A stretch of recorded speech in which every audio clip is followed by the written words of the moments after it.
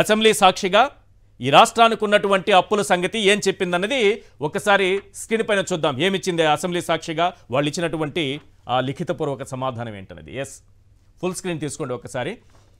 2018-19 నాటికి అంటే 2019 మార్చి నాటికి ఒక ఆర్థిక సంవత్సరానికి తీసుకుంటే, అంటే చంద్రబాబు నాయుడు గారు 2019లో దిగిపోయే నాటికి రాష్ట్రం అప్పులు 2,57,509 కోట్లు. క్లియర్గా కనిపిస్తోంది అందరికీ. నెక్స్ట్, జగన్మోహన్ రెడ్డి గారు దిగిపోయే నాటికి అంటే 2023-24 ఆర్థిక సంవత్సరం 2024 మార్చి 31 నాటికి అనుకోండి, రాష్ట్రం అప్పులు 4,91,734 కోట్లు. ప్రతి ఏడాది కూడా అందులో క్లియర్గా కనిపిస్తోంది అప్పులు ఎలా పెరుగుతూ పోయాయన్నది. 2,57,509 కోట్లు చంద్రబాబు నాయుడు గారు దిగిపోయే నాటికి ఈ రాష్ట్రం పైన ఉన్నటువంటి అప్పు. ఈ 2,57,509 కోట్లు ఏ విధంగా వచ్చాయి మనకి పైన? ఆ భారం ఎలా పడింది? ఈ రాష్ట్రం అవతరించినప్పటి నుంచి, రాష్ట్రం విడిపోయిన తరువాత చంద్రబాబు నాయుడు గారే అత్యధికంగా 14 ఏళ్లు ముఖ్యమంత్రిగా పనిచేసి ఆర్థిక విధ్వంసం సృష్టించిన తరువాత ఈ రాష్ట్రం పైన ఉన్నటువంటి పిడుగది. అత్యధిక కాలం ఆయనే కదా పరిపాలించారు. ఈ ఆర్థిక విధ్వంసం సృష్టించి చంద్రబాబు నాయుడు గారు 2019 మార్చి నాటికి దిగిపోయే నాటికి 2,57,509 కోట్ల రూపాయల అప్పు ఈ రాష్ట్రం పైన పెట్టిపోయారు.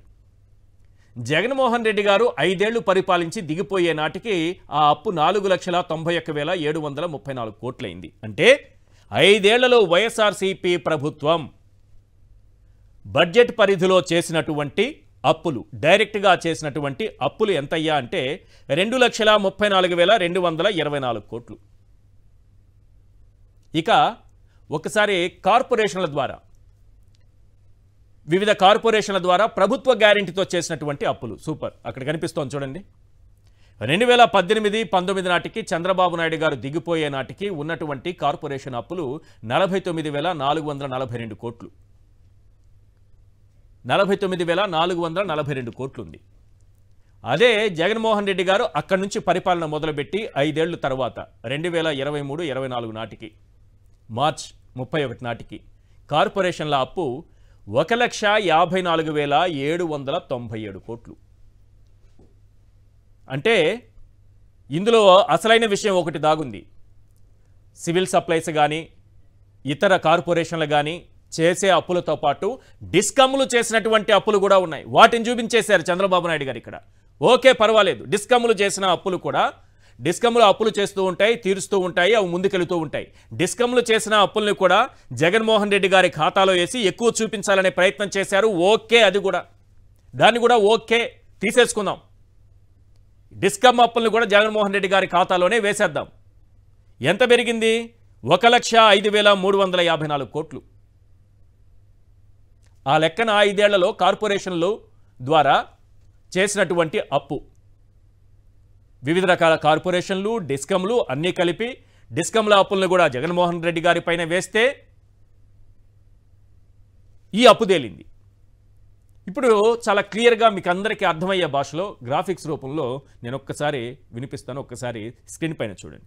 చంద్రబాబు నాయుడు గారు దిగిపోయే నాటికి అప్పు, జగన్ దిగిపోయే నాటికి అప్పు, 5 ఏళ్లలో వైఎస్ఆర్సీపీ ప్రభుత్వం చేసిన అప్పు. చంద్రబాబు నాయుడు గారు ఈ రాష్ట్రంలో 2019లో అధికారం నుంచి దిగిపోయే నాటికి రాష్ట్రం మీద ఉన్న అప్పు 2,57,509 కోట్లు. జగన్మోహన్ రెడ్డి గారు 5 ఏళ్ల పాటు పరిపాలించి ఆయన దిగిపోయే నాటికి 2024 మార్చి 31 నాటికి ఉన్నటువంటి అప్పు 4,91,734 కోట్లు. అంటే 5 ఏళ్లలో వైఎస్ఆర్సీపీ ప్రభుత్వం చేసిన అప్పు 2,34,224 కోట్లు. నెక్స్ట్, కార్పొరేషన్ల ద్వారా చేసినటువంటి అప్పులు చూద్దాం. ప్రభుత్వ గ్యారంటీతో కార్పొరేషన్లు తీసుకున్నప్పుడు కూడా ప్రభుత్వం గ్యారంటీ ఇస్తుంది. ఆ కార్పొరేషన్లు కట్టలేని పరిస్థితుల్లో ప్రభుత్వమే అప్పు తీరుస్తుందని గ్యారంటీ సంతకం పెడుతుంది. సింపుల్గా అందరికీ అర్థమయ్యే భాషలో చెప్పాలంటే. సో అలాంటి అప్పులను కూడా తీసుకుంటే చంద్రబాబు నాయుడు గారు ఆర్థిక విధ్వంసం సృష్టించి దిగిపోయే నాటికి కార్పొరేషన్ల అప్పు 49,442 కోట్లుంటే, జగన్మోహన్ రెడ్డి గారికి డిస్కమ్ల అప్పులు కూడా రుద్ది ఎక్కువ చూపించే ప్రయత్నం చేసి రాష్ట్రాన్ని శ్రీలంక చేసేశారని చెప్పడానికి చేసిన ప్రయత్నంలో కార్పొరేషన్ల అప్పు జగన్మోహన్ రెడ్డి గారు దిగిపోయే నాటికి ఈ 49,000 కోట్ల నుంచి అది 1,54,797 కోట్లకు చేరింది. అంటే 5 ఏళ్లలో జగన్మోహన్ రెడ్డి గారి ప్రభుత్వం గ్యారంటీతో చేసినటువంటి ప్రభుత్వ గ్యారంటీతో కార్పొరేషన్లు చేసినటువంటి అప్పు 1,05,354 కోట్లు. ఇది పరిస్థితి. అంటే ప్రభుత్వం చేసిన అప్పు ఒకసారి అది చేయండి.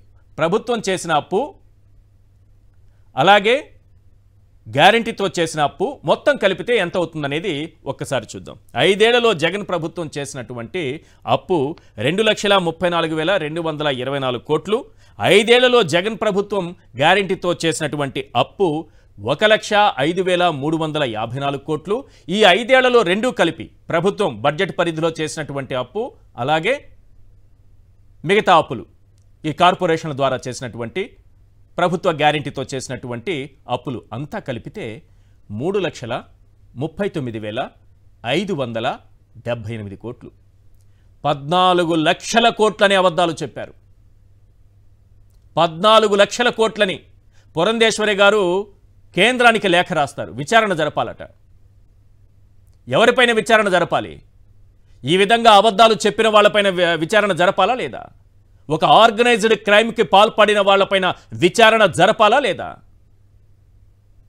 14 లక్షల కోట్లు ఉందని అబద్ధాలు చెప్పి జగన్మోహన్ రెడ్డి గారే అంతా చేసినట్టు. అది 14 లక్షల కోట్లు కూడా జగన్మోహన్ రెడ్డి గారే చేసినట్టు. మొత్తం అబద్ధాలు చెప్పి ఆ టైంలో కూడా సూపర్ 6 హామీలు ఇచ్చి 143 హామీలు ఇచ్చి ప్రజల్ని నమ్మించి ఈరోజు మొత్తం అప్పు చూస్తే మొత్తం అప్పు చంద్రబాబు నాయుడు గారు అప్పు, జగన్మోహన్ రెడ్డి గారు అప్పు, అంతకుముందు అప్పు, ఆర్థిక విధ్వంసంతో 14 ఏళ్లు చేసినటువంటి అప్పు అంతా కలిపితే 6,75,000 కోట్ల రూపాయలు ఎంతో ఉంది.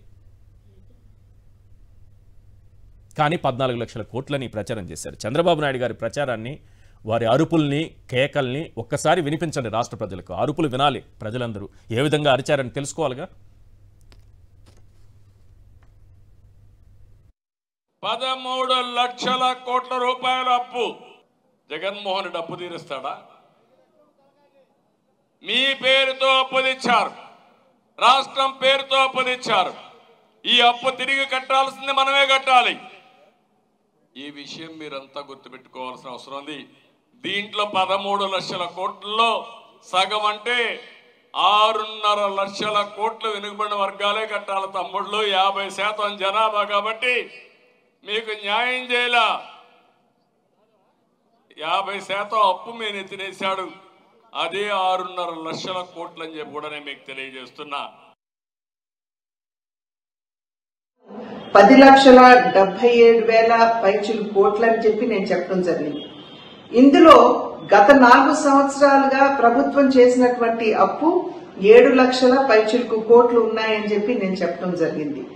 అయితే తెలుగుదేశం ప్రభుత్వం దిగిపోయే సమయానికి వారు చేసినటువంటి అప్పు ఏదైతే ఈ 3,68,377 కోట్లు ఉన్నాయో దానిని గనక 10 లక్షల నుండి గనక మనం మినహాయించినట్లు, 10 లక్షల పైచుల కోట్ల నుండి మనం మినహాయించినట్లయితే అది వెరసి 7,09,000 పైచుల కోట్లు ఉన్నాయని చెప్పి నేను ఆనాడు చెప్పినటువంటి విషయం. చూసారా ఆ నాలుకలు ఏ విధంగా అబద్ధాలు చెబుతున్నాయో ఒక్కొక్క రాజకీయ నాయకులది. మేడం గారు ఎంత సింపుల్గా అబద్ధం చెప్పేశారు. ఇది మేడం గారు 11 లక్షల కోట్లు అప్పు అంటూ ఆ రోజు కేంద్రానికి ఫిర్యాదు చేశారు. 11 లక్షల కోట్లు ఎంత? 1 కాదు 2 కాదు 11 లక్షల కోట్లు. చంద్రబాబు నాయుడు గారు అయితే 14 లక్షల కోట్లు. రామోజీరావు గారు అయితే ఇంకా గొప్పగా చేశారు. రైట్. పట్టుబద్దలని పురంధేశ్వరి అప్పులపై మరో ట్వీట్. కాగ్ రిపోర్ట్తో సీఎంకే గురి.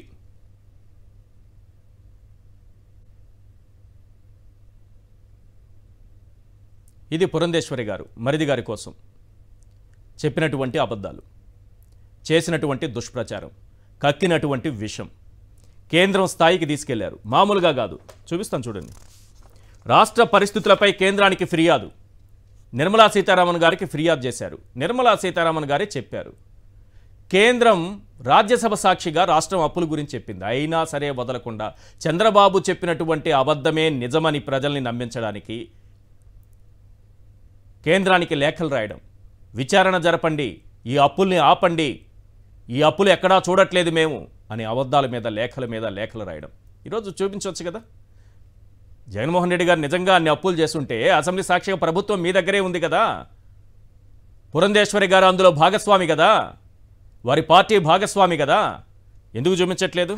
వారు రాసినటువంటి లెటర్ కూడా ఈనాడు వారు రాసిన లెటర్ని కూడా చాలా క్లియర్గా ప్రచురించింది. ఏపీ అప్పులపై ఆడిట్ చేయండి, ఒక కంప్లైంట్ ఇచ్చారు కేంద్ర మంత్రి నిర్మలా సీతారామన్కి. వారు రాసినటువంటి లెటర్ కూడా అక్కడ ఉంది, ఆ కంప్లైంట్ లేక. ఇప్పుడు ఏం సమాధానం చెబుతారు వీళ్ళందరూ? అబద్ధాల పాపాల పుట్ట పగిలినట్టేనా